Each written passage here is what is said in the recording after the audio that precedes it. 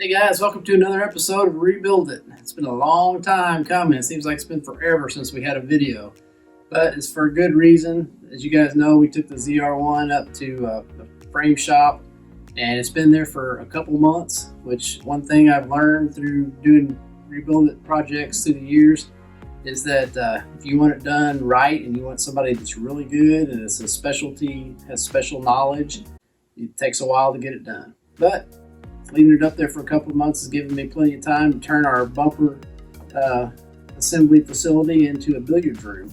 So I've been practicing my pool game. Yes!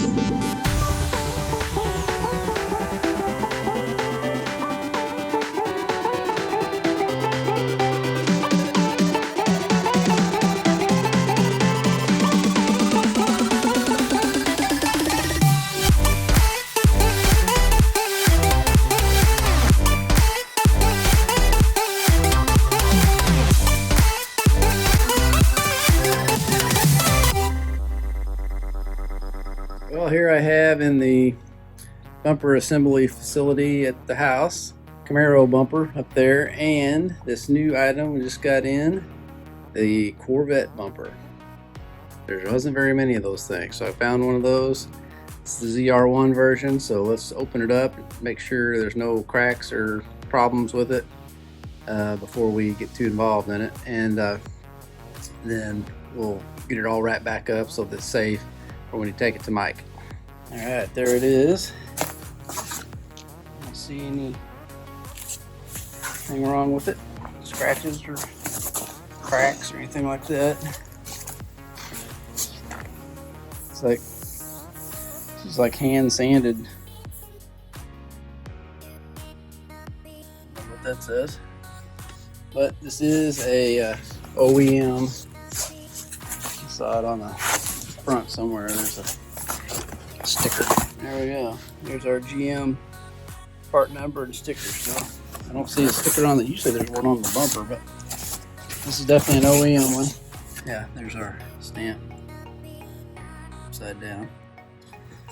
And I think everything that we need to go on here is on the old set. There might have been one cracked little grill or something somewhere. I can't remember. But this will get wrapped back up and go to Mike. There's also the bumper absorber that goes back behind there. That one was missing. And then we have a few other little parts that go back up in there to find. But the biggest thing we still have to find is the hood. And that is one expensive hood. So still looking for that. And once we get that and get our framework done, it'll go to Mike. Wow. Well, here it is, guys, the last major piece of the Corvette puzzle.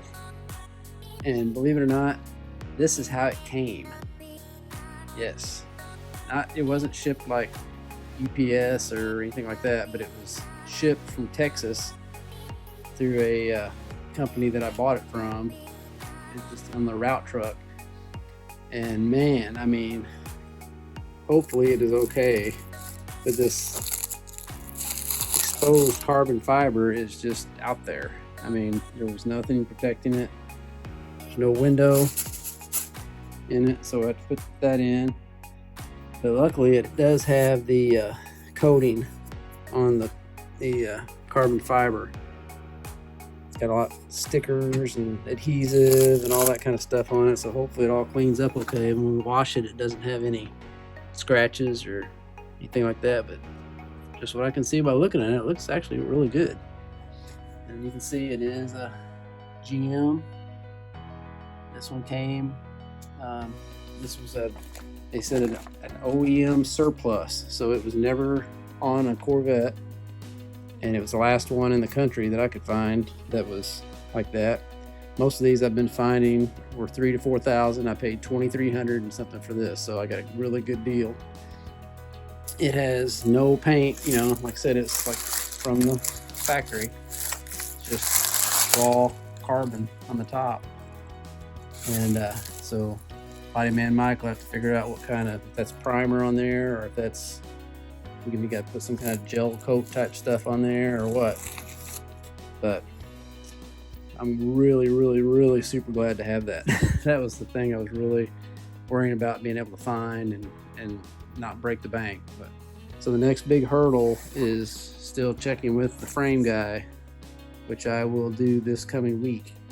I'm gonna take the Corvette up there on a trailer and let a guy that is a Corvette nut. He owns a body shop, and he builds bass boats out of aluminum. So he ought to really know about an aluminum frame on a Corvette. Okay guys, here I am at Unlimited Collision Center in Potosi, Missouri, or Mineral Point, Missouri. And I've got the owner, Mick here with me.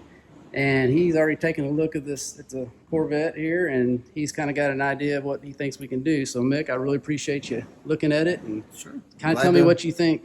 Be able to what we got to service for you. Yeah. I mean, basically, obviously, we're going to set it up on a frame rack. We'll do measurements, get everything lined up, kind of do a printout to show us where the damage is. At that time, once we do that, just kind of real quickly, I mean, we know we have damage here. We'll start looking at these areas. We know we have damage here. We'll start looking at those areas. We'll look to see if it's in or out, in this case in. Start measuring out the rest of the systems, or excuse me, the rest of the measurements on the rails. And we'll also start doing like upper body measurements where we're measuring components such as this. We've got a crack back there. We know we've got something we got to deal with there. We don't see anything here, but obviously once we do our measurements, we'll do a printout. That way we know if there is other, if it's out, there's going to be a reason for it. We'll have to start digging in deeper. And tell me about what specific, you said you got to have specific like jigs to measure things on specific cars. Our system we use is a car liner frame system, and it has a specific jig for specific vehicles. So yeah, it's a little more technical. You don't necessarily carry all those jigs in stock, but you can rent them. In this case, we rent the jigs we need as we need them. We do have some of the more common jigs we'll use. We do keep those in stock and use those, like truck jigs, that type of stuff. Something like this, or you get into some of the other, European models and stuff, we don't keep those jigs. We will rent those jigs. But it actually is set up and made to work on this car to hold down and do repairs that need to be done. It also helps in setting up the dimensions to get your parameters set, to get it to what we call zero, just to start doing locate and find out where the damages and stuff are. Our system actually, normally you'll have plus or minus a 1/4 inch. Our system only gives us plus or minus a 1/16 of an inch. Man. So we're talking an 1/8 inch out. An 1/8 inch is like nothing, but it doesn't matter. When we're dealing with it, it has to be that much more precise than what factory is. Wow. So in general, you could literally put a brand new vehicle up there and find some place that shows that it's out. Doesn't mean there's anything wrong with it. But that's how precise the machine is. It is an expensive machine, but a lot of these cars are really technical now.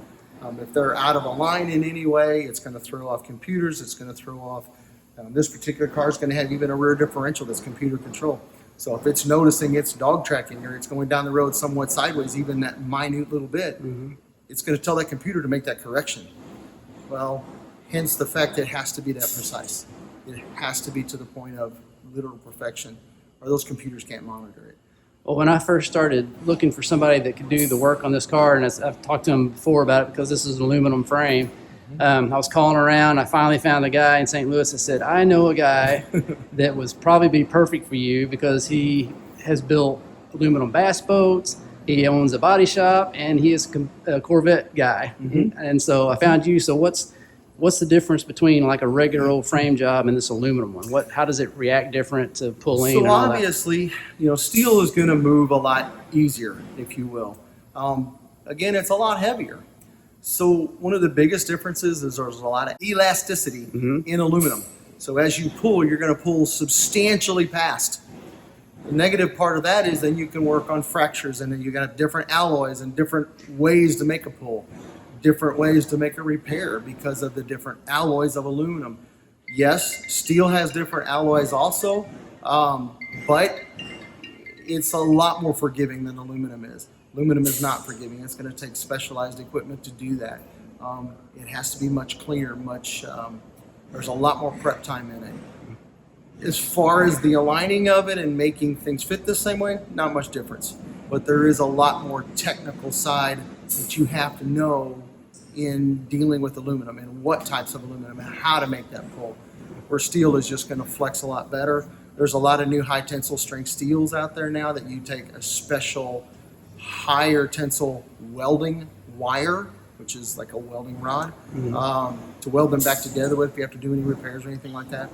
Aluminum, there is a myriad of different, alloys and different wires that you have to use, and you got to know those things, and that's where this type system gets into those kind of details to do that. So a lot more work to work on. Yeah. Well, man, I'm anxious to see what you can do with this thing because I'm anxious to drive it for the first time. I've never driven a car that's 600 and some odd horsepower, so I'm like super stoked about doing that. So Sure. hopefully we can get another shot at it next time we see you on here. This thing will be done and you'll be happy and there was no problems. Yeah, just gonna have to be careful. I've got buddies that's got 1,000 horsepower Vipers, so Oh man, you're gonna have to be careful. They can get away from you too. Well, thanks again, Mick. You bet. All right, guys, so Dad just texted me and said that the Corvette is ready to be picked up. So that's where I'm headed right now to meet him to pick up the trailer. And then we are gonna drive straight to the frame shop and hopefully see Mick and the finished Corvette. All right, so I have found the father and we are now headed to the frame shop to pick up the Corvette. As you can tell, it's been a while since you've seen us last, almost 2 months. And that's just because the jigs just took forever to get there to the frame shop. And so he couldn't even work on it until he got those there to begin with. So we are about an hour and a half away now, and we'll just throw it on a time lapse and show you when we get there.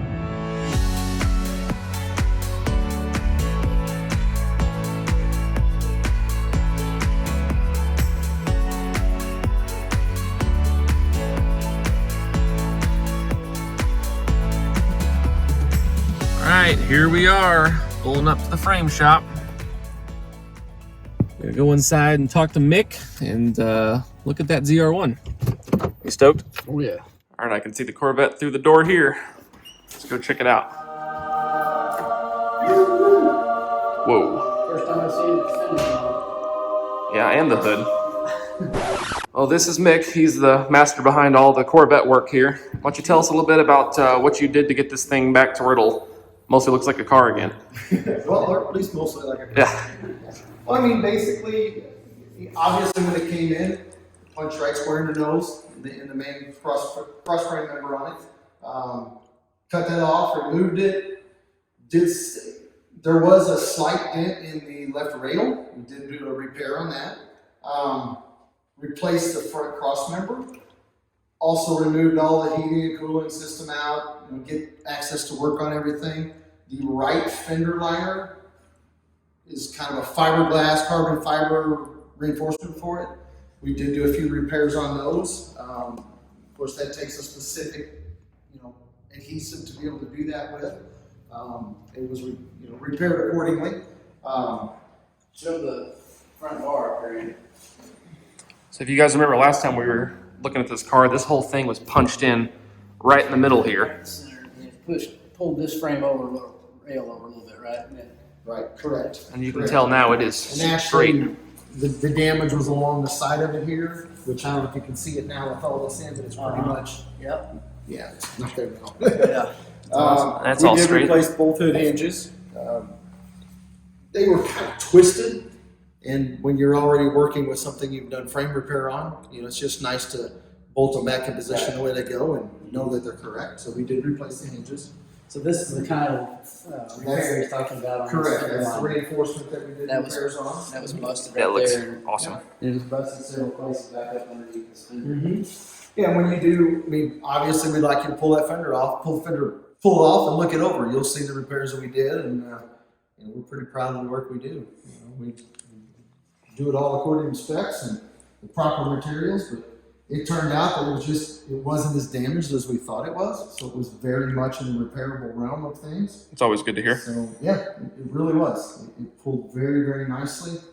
I do have paperwork on it to give you as well, as far as what it looked like before repairs and after repairs, as far as the structure part, the frame damage. So if you look at the printout here that Mick gave us, you can see the numbers I have there are circled in red. That is the amount out of spec that the frame is in that exact location. So -13, 11, and -6. Mick was telling me that when he handed me these, that those are supposed to be within plus or minus 3 millimeters, and we're way out of that. So if you go over here and look at the after one, we're perfectly back in spec again with 0, 3, and 0, as opposed to, the -13, 11, and -6. So that's phenomenal work done by Mick. So yeah, of course, put it up on there, did all the repairs and pulls and stuff we needed to do, and you see the results. But it did turn out very nice. I was extremely happy with the way it pulled. And I've seen it go the other way pretty easily too. So remember, it's working with aluminum. So Yeah, that's true. being that I'm kind of fortunate that I have a background in manufacturing aluminum bolts for 18 years. So I was a boilermaker prior to becoming a body fender guy. So aluminum was right up my alley. So you've got some experience. Just a little, man. About 45 years of it. So. Well, I've had 18 Corvettes of my own, so. That'll help too. It's kind of a weakness, But he said he's not a Corvette freak. Well, I'd like to have a C8, but again, my airplane went out, so. Well, now the bad part, we better go paint. That's right. It's less than 10,000, so.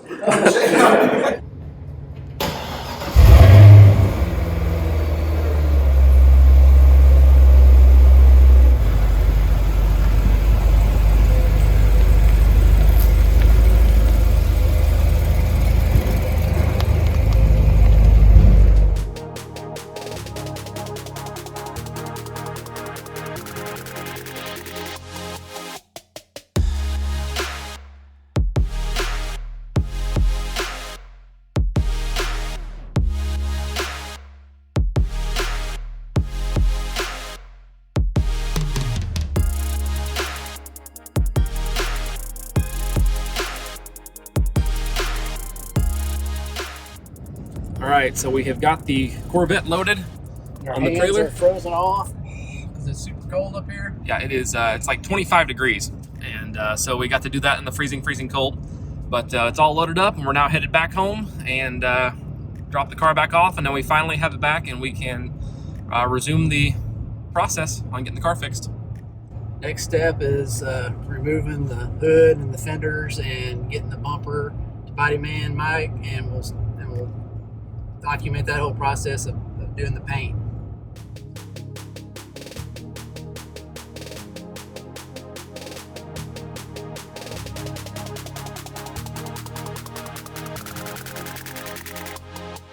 All right, guys, we made it back. Time to get this thing off the trailer and down back into the shop again. So thanks for watching this episode of Rebuild It. We hope you enjoyed it. If you did, give us a thumbs up below. Make sure you share us with your friends. And as we stated at the beginning of the episode, this one is dedicated to my dad, Dennis.